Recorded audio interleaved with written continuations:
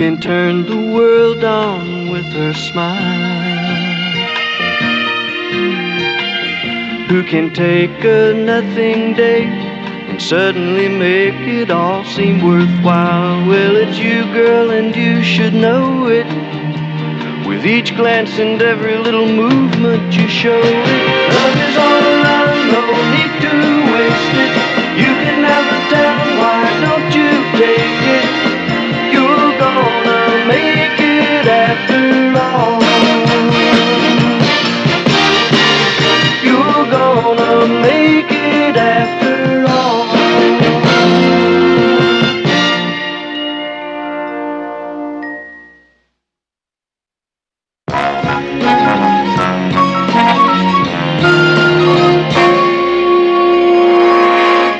Public Safety expects a record number of accidents over the coming holiday weekend due to crowded highways and icy streets.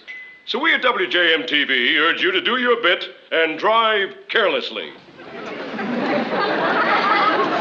Did I really hear that, or was it just my imagination? Hear what? Well, no, it must have been my imagination. Did I hear what I just heard? Yeah, I think you did. 5, 4, 3, 2. That'll be for me. Yes, Sam. Yes, I heard that. No. We're not advocating reckless driving, Sam. No. It's just that Baxter's mouth is accident-prone. Yes, Sam. Yes, I do plan to do something about it. Yes. Right now. Yes, Sam.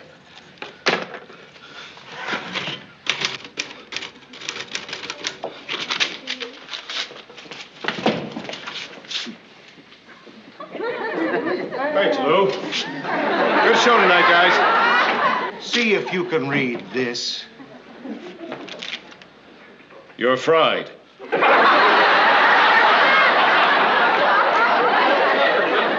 You're fired! Well, what for? Because you can't even read this. Well, that seems like a pretty small thing. Did you hear what you said in your sign-off? Well, I wasn't paying much attention. I'll look and see. Department of Public Safety expects a record coming holiday weekend due to crowded ice. We at WGM urge you to do your bit and drive carelessly. You did it again. He did it again. I could give him 10 shots at it, but you'd still say carelessly every time, wouldn't you? Well, sure, that's what it says. If it's wrong, it's not my fault, it's Murray's.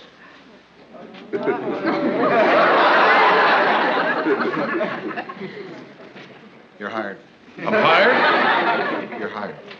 Not so fast, Lou. You just fired me. If you want to hire me, it'll have to be for more money. More money? That's right. But first you're going to have to say, I'm sorry, Ted.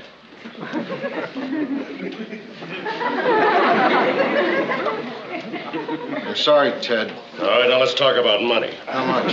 You humiliated me in front of my staff, Lou. You said harsh, uncomplimentary things which were unfounded and uncalled for. How much? $10 a week be okay? You got it. Thanks, Lou.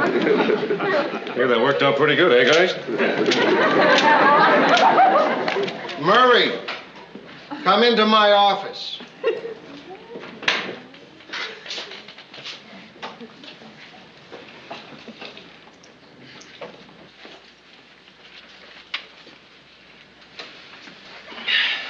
Sit down, Murray. I'm already sitting. Sit down, I said. Sure, Lou.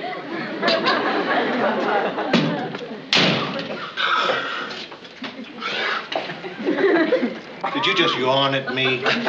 No, I just didn't yawn at you. I tried to yawn away from you. You missed.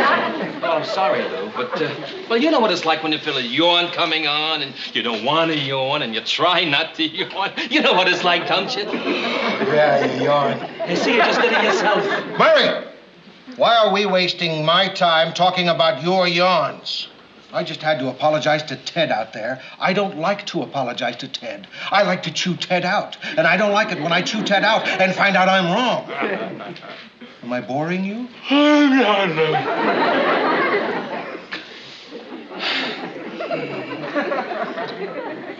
Will you stop that? I just told you, when you try to stop, you can't. If I can stop, you can stop, and I'm stopping.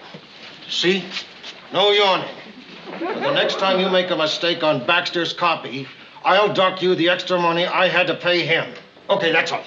Hey, you know, that's terrific, Lou, the way you can just not yawn like that. Just takes willpower, that's all. Just like that. Just like that. Everything okay? Yeah, sure, fine, thanks. Hi, Mary. Night, Mr. Grant. Murray. Good night, Lou. It won't happen again, Lou. I know. You know, I don't blame Lou for being mad. I don't know how a mistake like that ever got on the air. It was my fault, Murray. I didn't have a chance to check your copy. You've been checking my copy? Well, I wasn't going to say anything about it, but... Well, okay, now that nobody has mentioned it, for the last couple of weeks, I can not only see that something is bothering you, Murray, I can read it. You mean you've been covering for me, Mary? We've all been covering for you, Murr. Usually I manage to capture typos, but once in a while something slips by me. I'm not perfect, you know. Don't take it too hard. You do a good job in other ways. See you Monday, all. To have to take that from him and to know he's right.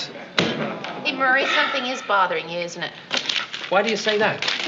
Well, it's not just the mistakes in your copies. I mean, you don't seem yourself. You seem tired. Yeah, well, I guess I am a little tired. Hey, look, I'm sorry. I shouldn't be prying like this. I mean, you and I are good friends, and if you want to tell me something, you will. And in the meantime, it's your problem, right? Right?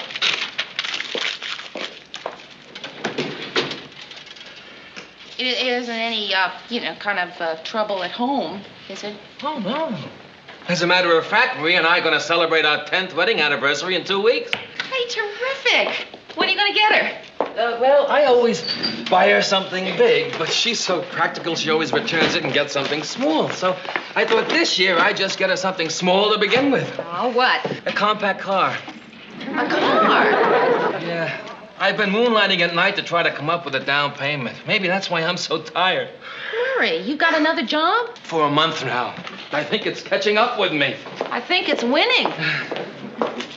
Yeah, but I guess in a week I'll have the down payment. In 2 weeks I'll have enough to buy a tank full of gas. Well, what's the job, anyway? What? I said, what's the new job? Oh, well, I'm teaching basic news writing, night school. Hey, Murray, I didn't know you could teach. Well, neither did I, but I always wanted to try, so... Oh, well, listen, you can count on me to cover for you. Thanks, Mary. And I know you can count on Ted. I'm as good as fried already.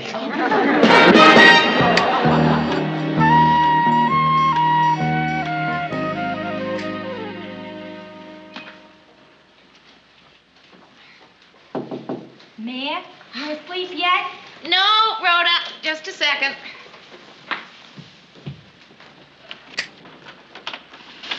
Hi. I gotta tell you who I saw tonight. Oh, who? Do you have some hot anything? Coffee. Oh, Yeah. that's great, yeah. So, who did you see tonight? Well, I'll get to that. First, let me tell you about my date. You remember that computer technician? The one whose hands were programmed for touching and grabbing? Yeah, I think so. The one you said you wouldn't go out with again in a million years? Yeah, well, it's amazing how fast a million years can go by.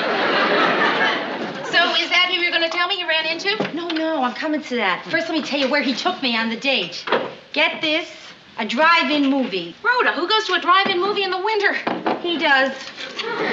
He figures if you get cold enough... Mr. Subtle. Mary, 6 times he presses the reclining seat button. I find myself looking up at the roof of the car instead of the screen. What'd you do? I called a cab. So you took a cab home from a drive-in movie? Yeah. How about that? Another first for the kid, right?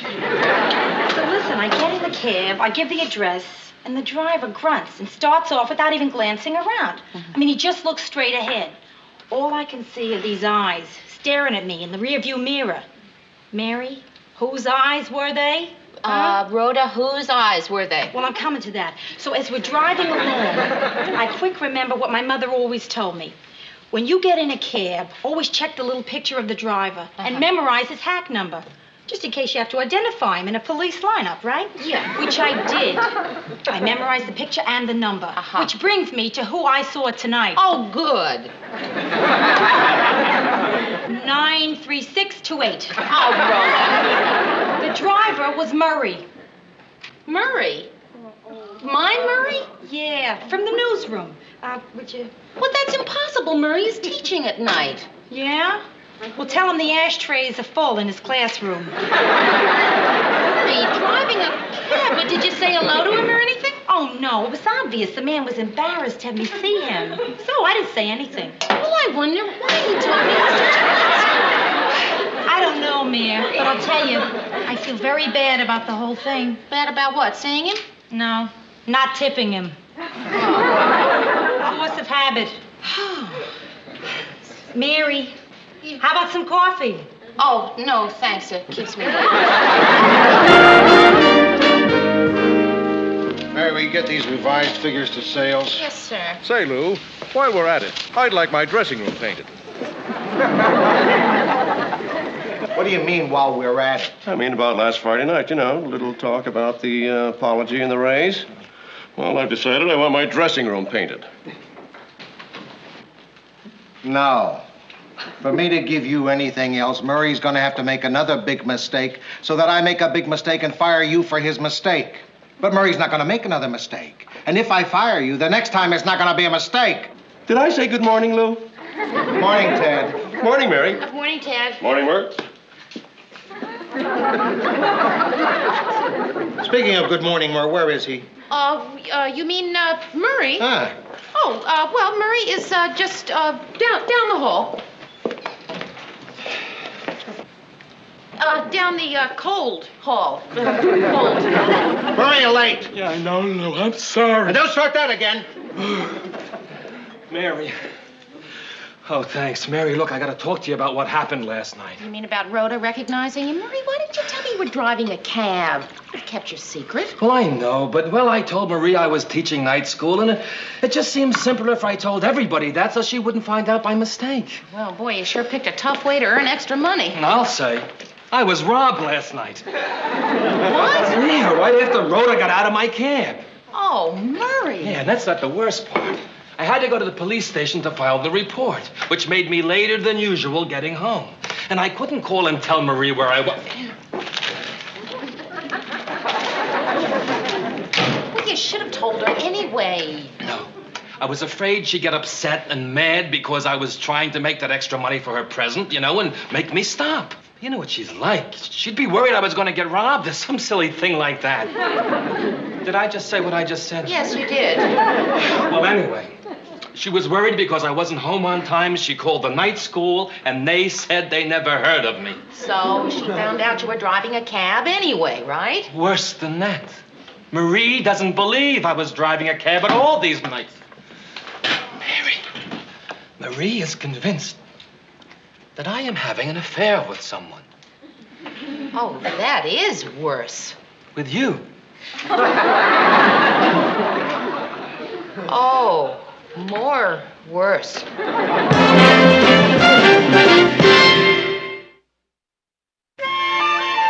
and me having an affair? Oh, Murray, did you tell Marie how absolutely ridiculous, how unlikely that is? Oh, sure. So I told her I was driving cabs at night to make extra money, and she said, what do we need the extra money for? I just couldn't tell her. Well, Murray, I think you should. No. Then quit that other job. Give her the car when you saved enough for the down payment. But, Murray, please tell Marie you and I are not having an affair.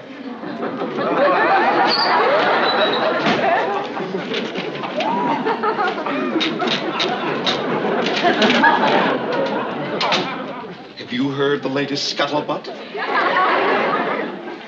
No, what is the latest scuttlebutt, Ted? Mary and Murray. They're not having an affair.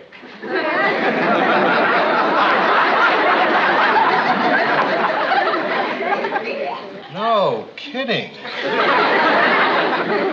Two people in this newsroom are not having an affair. Got any more bombshells like that? Cool it, cool it, cool it. I'm sorry. I didn't realize you were busy. I'm not. Come in. Well, Mr. Grant, I was just wondering if it would be all right if I leave before the show is over tonight. See, I have something sort of personal to take care of. But you know, if you say that it's not all right, that will be all right. I don't know, Lois. A lot of people seem to be taking advantage of you lately. One of these days, I'm going to ask to leave the show before it's over. You know, I just may take him up on that.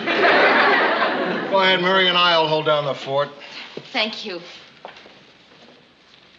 Anything else?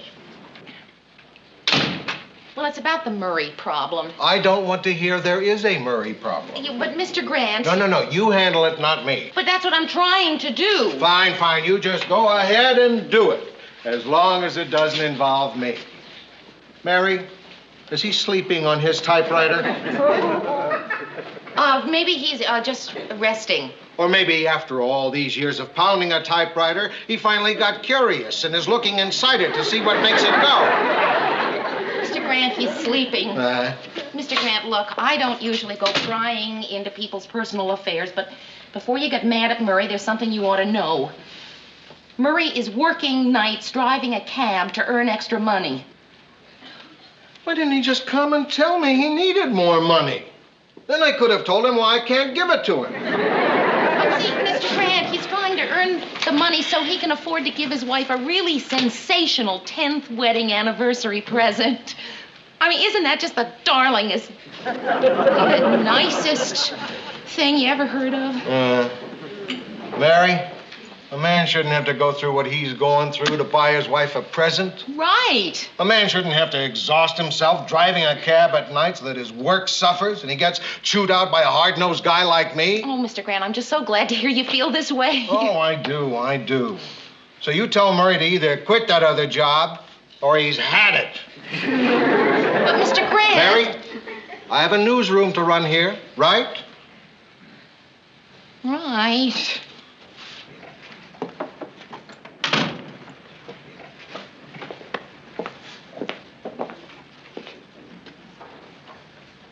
Murray?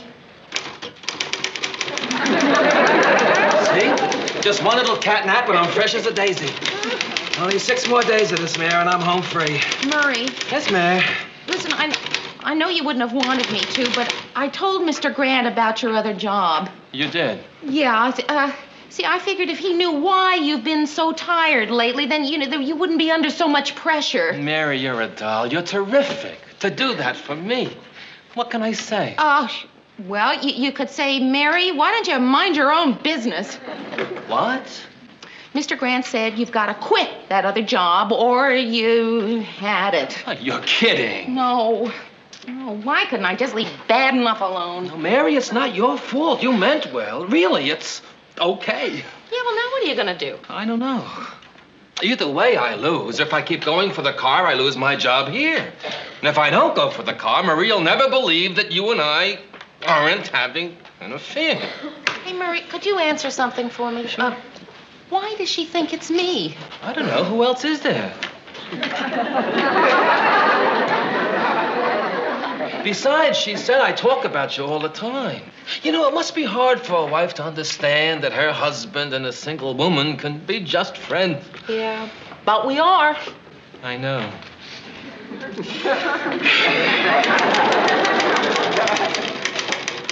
Now, how could she think that you would do a thing like that?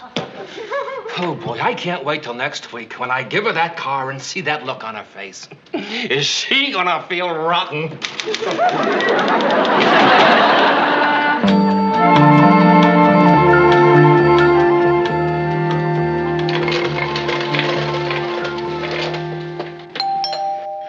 Oh, just a minute.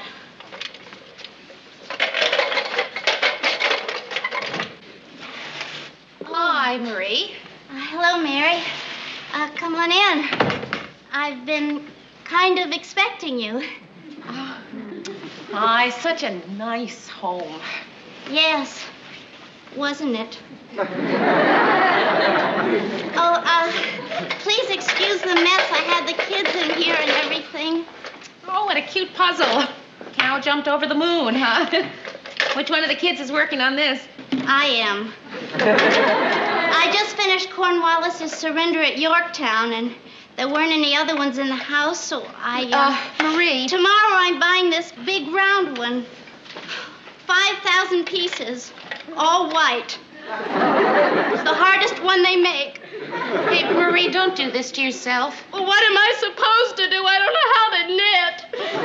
I mean, please don't drive yourself crazy thinking that Murray is having an affair with anyone, especially me, because he's not. Look, Mary, you might think that I am just a little naive housewife, but I know what goes on in those newsrooms. Marie, listen, couldn't we just sit down and talk? Mary, I know that you are a very nice girl, and you wouldn't purposely fall in love with Murray. It's just that you couldn't help it. He's a very sexy man. Isn't he? Oh, yeah. Well, I have known it since our first date. We went to see The King and I with Yul Brynner, and you should have seen the looks we got coming out of the movie. Well, Marie, the thing is, as irresistible as Murray is, there are some dumb women in this world who don't love Yul Brynner, or even Paul Newman. And I guess I'm just one of those women. You don't love Paul Newman? No. Oh, well then, how do you feel about Murray? Same thing. Dumb, huh? Well, if it isn't you, then who is it? Marie, it isn't anybody. Oh, come on, Mary. What's he doing out every night? And why did he lie to me and tell me that he was teaching night school? Now, who is he seeing? Marie, can you keep a secret? About who he's seeing? No!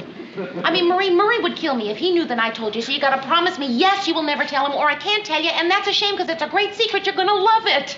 I will? Yes. Well, okay, I promise. Okay, Murray has been driving a cab at night so that he can buy you a new car for your anniversary. That's why he couldn't tell you. A brand new car? Yes! Oh, that dear, wonderful man. And I thought that you were Oh, how could I have thought that you... I don't know. Oh, Mary, can you forgive me? Yes, I can. You just gotta promise you'll never tell Murray I told you, or it'll ruin his whole surprise. Oh, right, I promise. Marie, Mary. Wait. What are you doing here? Oh, you dear, wonderful man. A new car.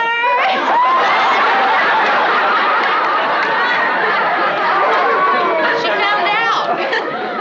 Because I told her. I'm sorry, Murray. It just seemed like the only thing to do. No, it's okay, Mary. Now, look, honey. I had to quit that other job before I got all the money I needed. Oh, so I'm not gonna get a car? No, you're going to get a car. You're just not going to get... What I mean to say is, remember our second anniversary in 1963? And I wanted to buy you that new car, but you said no, you didn't think we could afford it? Yes. Well, I finally got you that car. That car? Yeah, 1963 car. Well, I guess I'll just be going. So... I can, see myself. So, goodbye.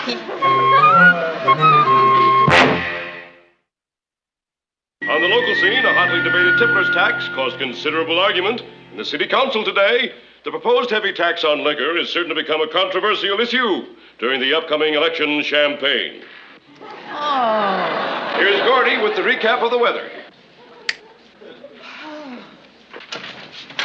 Murray? Not me, Lou. I quit that other job. Yeah, he did, Mr. Grant. He really did. Look, here's a copy of the news copy.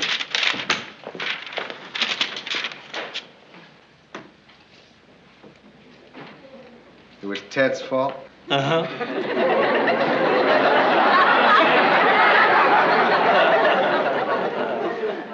Good.